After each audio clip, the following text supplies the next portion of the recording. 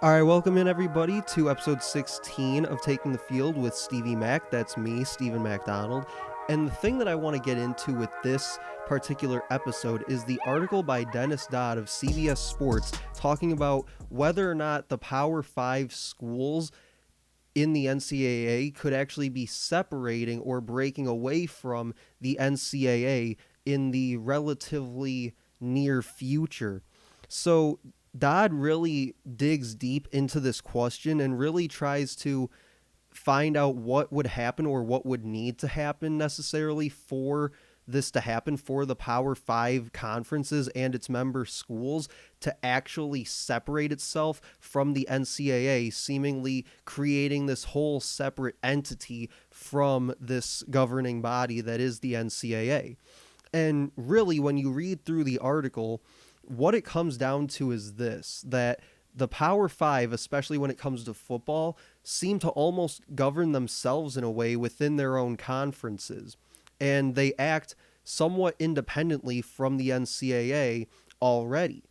And at one point in the article, he mentions a man by the name of Vince Thompson, who is the CEO of a Atlanta-based sports marketing firm, and he says that Thompson says that basically the separation could come in the next 2 or 3 years or so, thanks in large part to COVID-19 bringing down the national economy here in America, and also, as a result, bringing down the economy of college athletics along with it. And another point that they make in the article is that college basketball, and more specifically with March Madness itself, is ultimately kind of seen as the tipping point here between the NCAA and the Power 5 schools and this potential divorce that we might see between the two. And when you look at what colleges have been forced to do here in 2020 without playing the March Madness tournament, you can only imagine what it would be like if they had to do it for, let's say, another year in 2021, because there's still a lot of speculation of how or if certain sporting events will take place in this upcoming academic and athletic school year for most colleges, and whether or not they're even going to be playing or how they're going to be playing and things like that. And really, the NCAA tournament is what the NCAA deems as kind of the backbone of what they do financially, because they make billions upon billions of dollars just off that 1 month or so of playing those games. Then further on in the article, they mention Iowa State's athletic director, Jamie Pollard, who warns of a quote-unquote ice age if college football isn't played this year, because that's really what, for these Power 5 schools, is their moneymaker. And he says that around 80% of an athletic department's budget comes from it, from a $6.5 billion industry that is college football. And at the same time, if no football is played this year, the Power 5 schools would stand to lose about $4 billion, according to the article. So what the pandemic has really done is a couple of things here. It's, first of all, shaken up the foundation of college athletics as we know it, where athletic departments all across the country in several different conferences are basically being gutted, and in some cases, some Power 5 athletic directors are actually worried that some group of 5 members won't even be a part of college education in 2 to 5 years. Not athletics, but actual collegiate education as institutional places of learning, which to me is just absolutely mind-blowing. And then another thing the pandemic has done is it's further widened the divide between the NCAA and its individual conferences, such as the Big Ten, SEC, ACC, Pac-12, the list goes on. And really what it is it's a case of an amateur body, quote-unquote amateur body, which is the NCAA, trying to govern a for-profit business model, which is the athletic departments. And you see it time and time again, especially over the last 5 years or so, the two sides just butting heads constantly, trying to decide which one is right, I guess.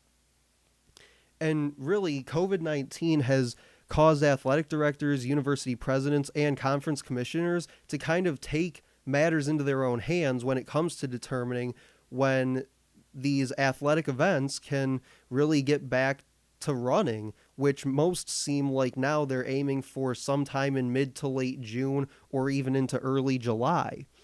But then some independently have said that if there's no on-campus in-person classes, there won't be any sports, just plain and simple. But then others have said that they're still planning on having sports, but they'll look to fill their stadiums to 30 to 40% of its capacity, maybe getting to 50% at absolute most, in order to abide by the social distancing rules that are still in place for especially here in most of the Midwest.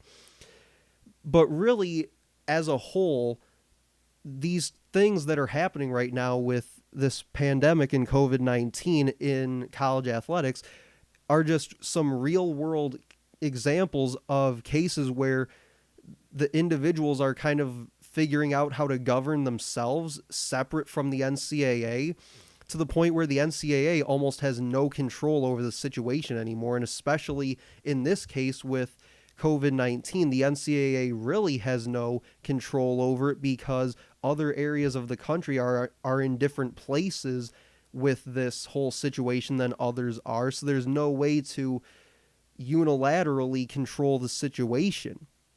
And really, the NCAA has no authority to tell the conferences and its member institutions when or if they'll get back to doing things the way that they normally would, with fall practices happening for football and things like that. Not even just for football, but even later on into the winter with basketball and things like that as well.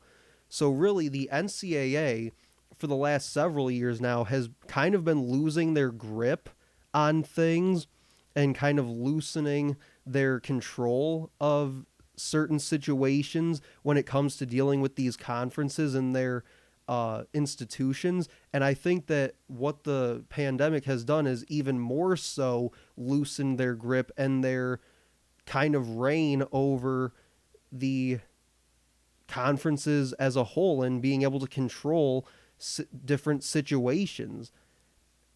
So that's kind of what I wanted to get into with this episode, kind of breaking down this article and just kind of really putting a head to where we're at with all this in terms of college athletics and kind of where this situation has brought us. So that'll do it for episode 16. Make sure to like, comment, and share on this post. Also, check out takingthefield.com for any past episodes of the podcast. But that'll do it for this one. Thanks for listening.